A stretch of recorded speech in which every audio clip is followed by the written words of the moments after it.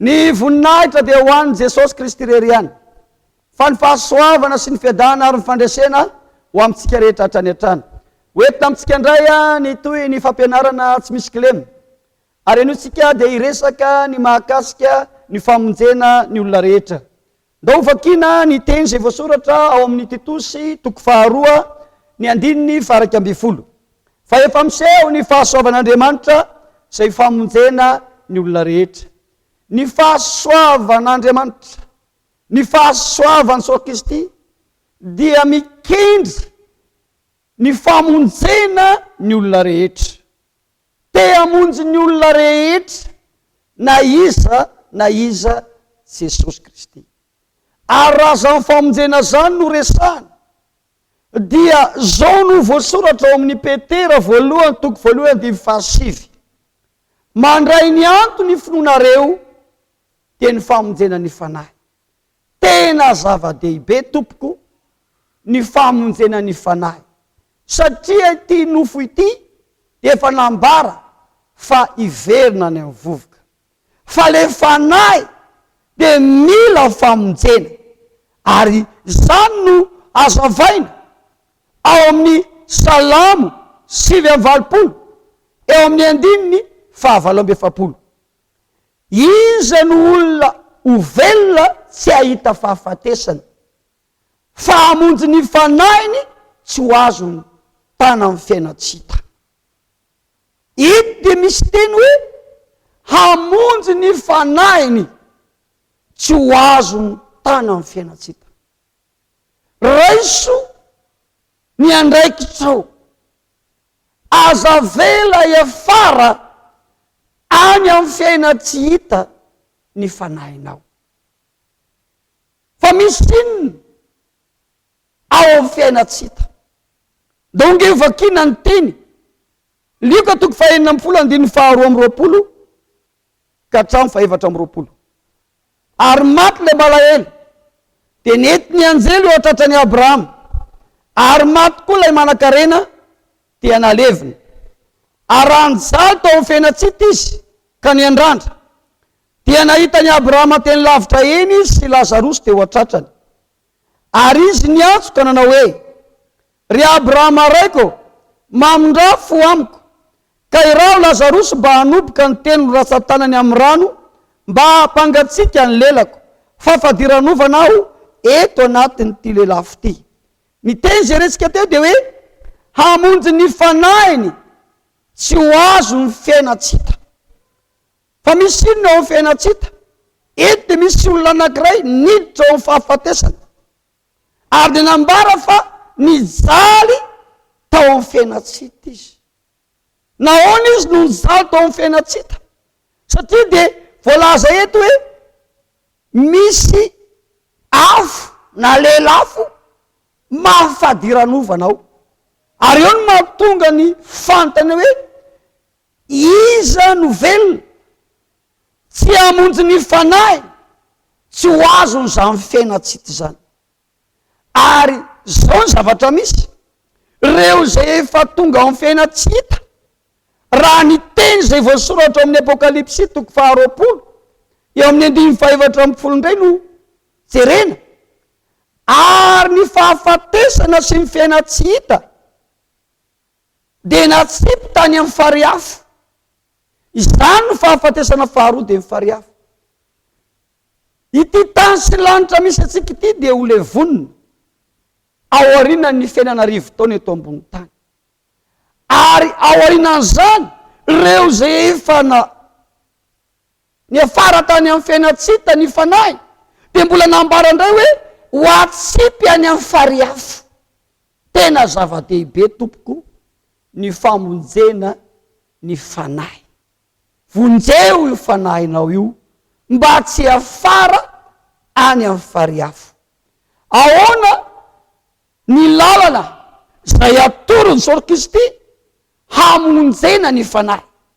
Zany dia azavaina ao amin'ny Marka 5:12 eo amin'ny 9:20. Izay mino sy atao batisa no vonjena, fa izay tsy mety mino no eloina. Ny lalana zay natoro antsika zanak'olombelona hamonjena ny fanahy dia isika mila mino, isika mila atao batisa. Ary mikasika ny batisa dia azavaina ao amin'ny asan'ny apôstôly toko voalohany eo amin'ny 15 fa Jaona nanao batisa tamin'ny rano, fa ianareo kosa atao batisa amin'ny fanahy masina rehefa afaka andro vitsivitsy. Raha vao resahana zany batisa izany dia misy ny atao hoe batisa ny rano ary misy ny batisa ny fanahy masina.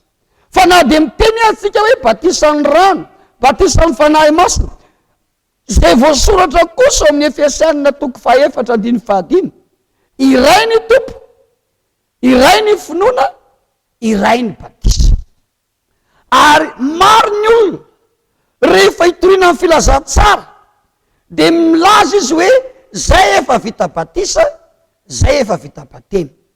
Koa araho ity fampianarana ity ny amin'izay voasoratra tao amin'ny baiboly mba hahafahana milaza fa vita batisa marina ianao na vita batemy marina ianao. Mitaky reto zavatra efatra reto ny batisa ara-baiboly marina. Voalohany amin'izany dia ny finoana. Zany dia voasoratra ao amin'ny Tesalonianina 2:2-17.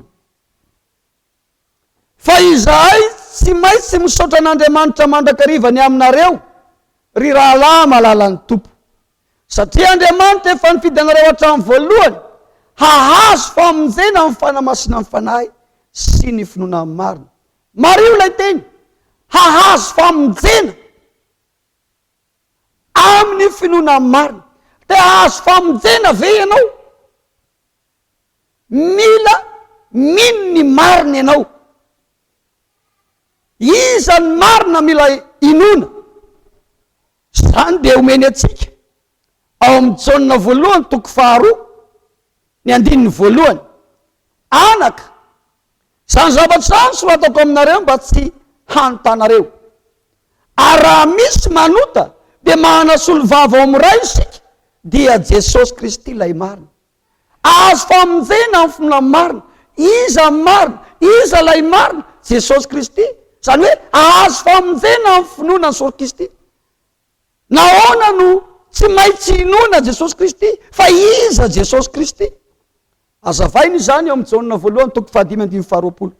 Ary fantatsika fa tonga ny zanak'Andriamanitra ka efa nanome atsika ny fahazavan-tsaina mba ho fantatsika lay marina, ary tsika ao amin'ilay marina dia ao amin'ny Jesosy Kristy zany. Izy no Andriamanitra marina sy fiainana mandrakizay. Azo famonjena amin'ny finoanany marina. Iza lay marina? Jesosy Kristy. Fa izy Jesosy Kristy, izy no Andriamanitra marina. Ary zay voasoratra azy ao amin'ny Titos toko 2:17, miandro ny fanantenana mahafinaritra sy ny fisehoany voninahitr'Andriamanitra lehibe sady mpamonjy antsika dia Jesosy Kristy. Azo famonjena amin'ny finoanany marina. Iza lay marina?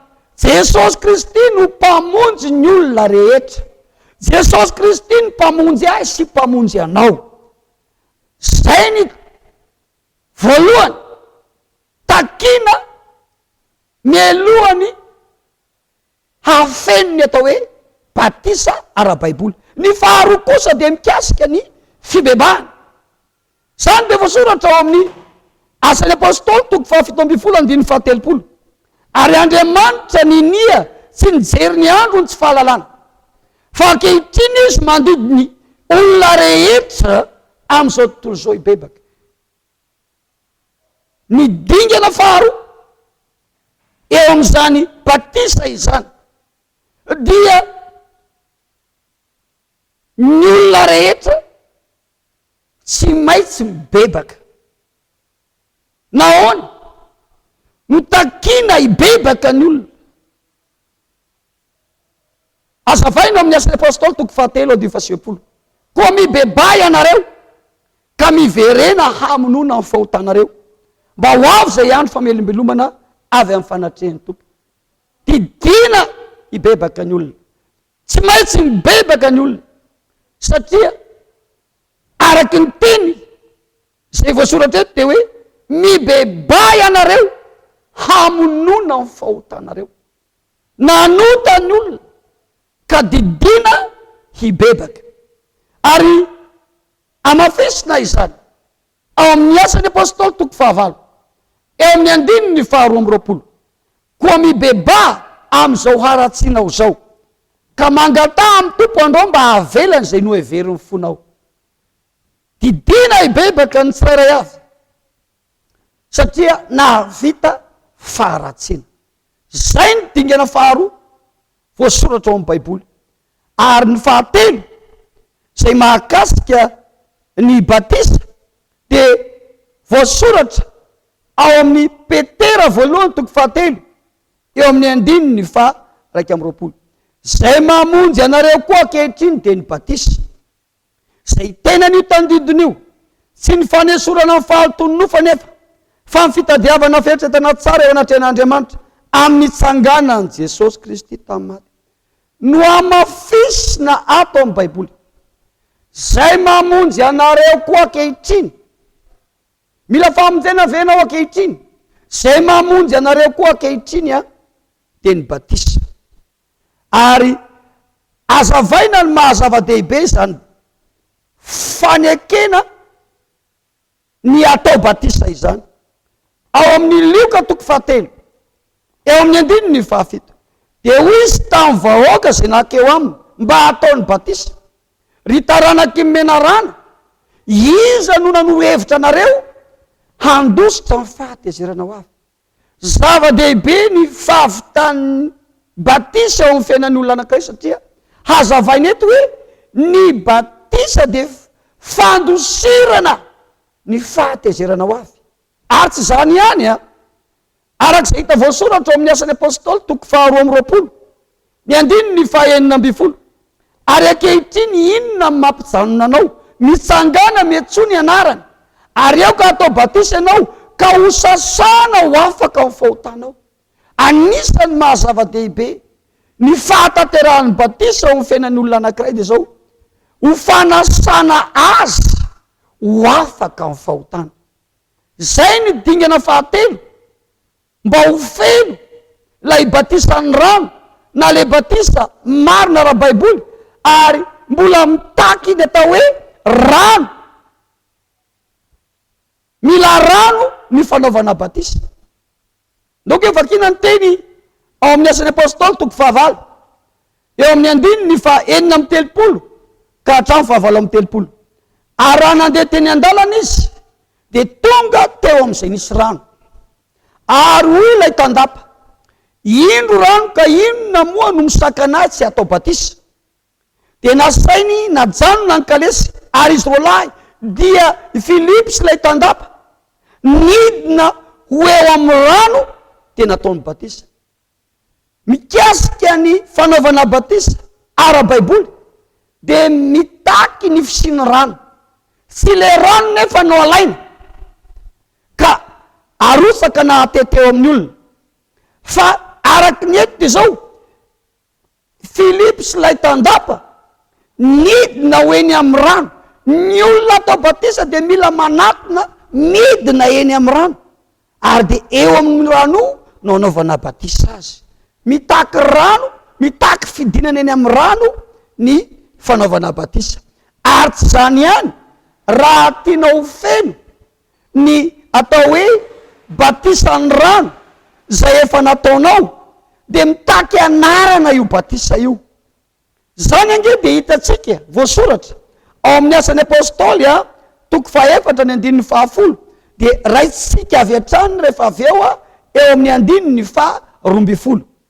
De aoka ho fantatrareo rehetra sy ny olon'Israely rehetra fa ny anaran'i Jesosy Kristy avy any Nazareta zay nombonareo tamin'ny hazo fijaliana fa natsangan'Andriamanitra tamin'ny maty kosa de izy no hitsanganan'io lehilahy io finaritra eto masonareo.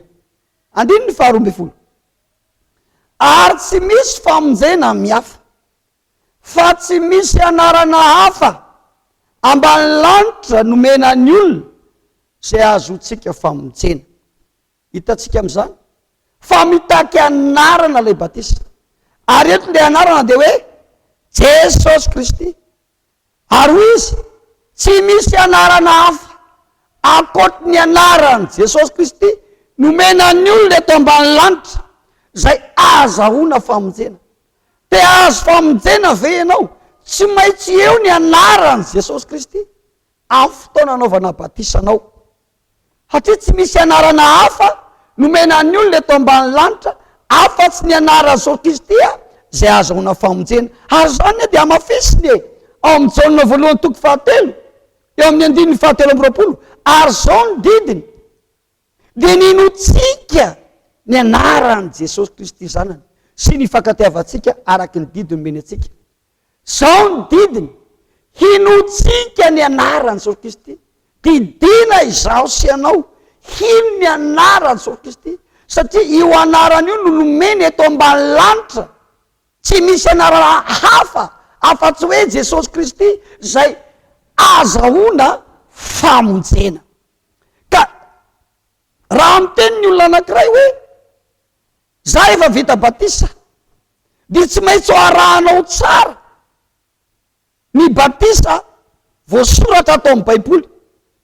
Voalohany ny finoana any Jesosy Kristy, faharoa dia ny fibebahana, fahatelo dia batisa atao amin'ny anara Jesosy Kristy atao ao anaty rano.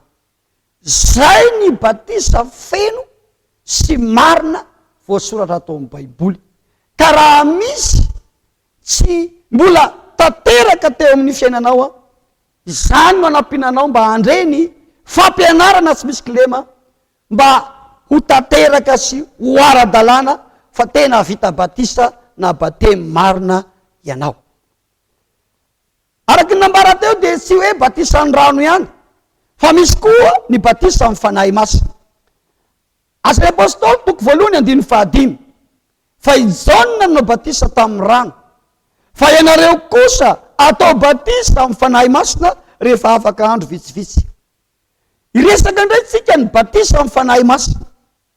Ahoana izany batisa amin'ny fanahy masina zany? Iza no mpanao batisa amin'ny fanahy masina? Dia aloha vakina ny teny zay voasoratra ao amin'ny Jaona toko 1 eo amin'ny 7:30. Ary zaho tsy nahalala azy fa izay naniraka ahy anao batisa amin'ny rano no nilaza tamiko hoe zay hitanao idina amin'ny fanahy sy toerany dia izy no mpanao batisa amin'ny fanahy masina. Tsy misy afa-tsy Jesosy Kristy rery ihany no manana fahafahana hanao batisa amin'ny fanahy masina. Ny hoe manao batisa amin'ny fanahy masina matsy raha dika maitsy dia hoe manome ny fanahy masina. Jesosy Kristy rery ihany no afaka manome ny fanahy masina. Jesosy Kristy rery ihany no afaka manao batisa amin'ny fanahy masina. Tsy misy olona na iray ara afaka hiteny hoe za anao batisa anao amin'ny fanahy masina. Anjarany Jesosy Kristy zany. Ary inona tokoa moa no nitranga tamin'ny andro Pentekosta? Ndonge vakina ao amin'ny Asan'ny Apôstôly toko 2:1 dia raisina eo amin'ny 4. Ary no tonga ny andro Pentekosta dia teo amin'ny fitoerana ray izy rehetra ary samy feno ny fanahy masina izy rehetra ka dia niteny tamin'ny fiteny maro samihafa araky ny nampitenena amin'ny fanahy masina azy. Tao Jerosalema tamin'ireo jiosy dia misy zavatra nitranga tamin'ny andro Pentekosta fa samy feno ny fanahy masina izy rehetra. Ary efa feno ny fanahy masina izy rehetra dia niteny tamin'ny fiteny maro samihafa. Izy rehetra feno ny fanahy masina zay le hoe vita batisa amin'ny fanahy masina. Ary Jesosy Kristy nanome azy ny fanahy masina. Zay le hoe Jesosy Kristy mpanao batisa amin'ny fanahy masina.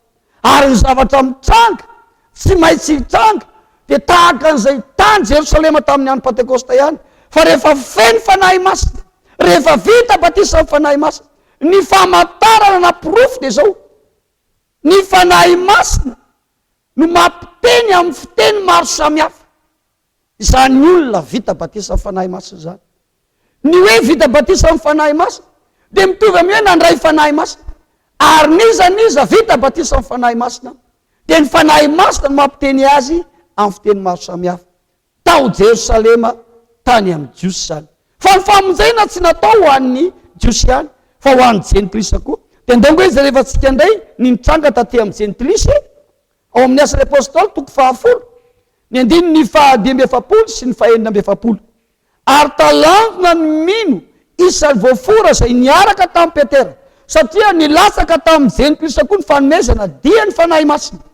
Fa nandray azy ny teny tamin'ny fiteny tsy fantatra sy nankalazan'Andriamanitra. Na ny jentilisa ihany koa aza rehefa nilatsa amin'ny fanahy masina, na koa hoe vita batisa amin'ny fanahy masina, dia ny zavatra nitranga dia zao, re izy ireo fa niteny tamin'ny fiteny tsy fantatra. Ary tsy vitany hoe niteny tamin'ny teny tsy fantatra, fa nankalaza an' Jesosy Kristy.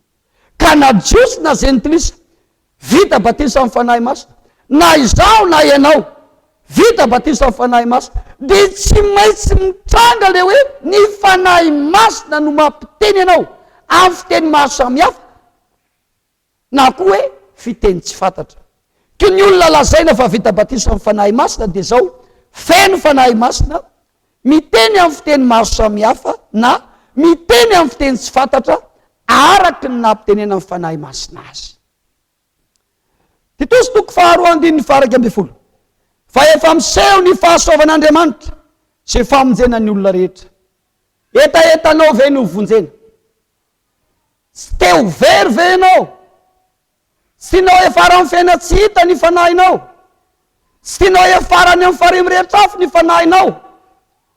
Mbola ampiasain'i Jesosy Kristy ny mpanompo ankehitriny hanoro anao ny lalana ahafahana miditra amin'izany famonjena ny fanahy izany. Zany dia arak'izay hita voasoratra amin'ny Asa ny Apôstôly 2 eo amin'ny 9:30 manao hoe: Ary Petera taminy mibeba, ary eo ka samy atao batisa amin'ny anaran'i Jesosy Kristy ianareo rehetra mba azo famelana ny elokareo, ary ianareo andre ny fanomezana dia ny fanahy masina. Io no lalana hamonjena ny olona rehetra, na izy na iza, na avy aiza izy na avy aiza, tsy maintsy mibebaka miala amin'ny fahotana sy ny faharatsiana rehetra, tsy maintsy manaiky atao batisa amin'nara Jesosy Kristy mba azo famelan-keloka, ary mila mandray ny fanomezana dia ny fanahy masina. Fa rehefa tanteraka ao zany dia nyraisinao sahady ny famonjena ny fanahinao mba tsy ho azo ny fiainatsita na efarany amin'ny farimy rehetra afo. Noho izany aza variana fa mandalo zao fiainan'izao sy ny fanaony, raisy ny andraikitra, vonjeo ny fanahinao. Ny fiangonana naory Jesosy Kristy Madagasikara dia misy fotoam-bavaka manokana natao andraisanao ny famonjena feno sy ny fiainam-baovao amin'ny reto andro ireto: talata amin'ny 4 ora sasany, alarobia amin'ny 4 ora sasany, sabotsy amin'ny 3 ora, ny alahady amin'ny 4 ora maraina, ary amin'ny 2 sasany ny hariva. Ho anareo any amin'ny faritra dia atsoy ny larana telefônina ity ahafahanareo mahafantatra ny pastera ny atoerana. Ny telefônina 034 72 368 21. Ny voninahitra dia ho an'i Jesosy Kristy rery ihany, fa ny fahasoavana ho amintsika rehetra mifalia ao amin'ny fanahy masina.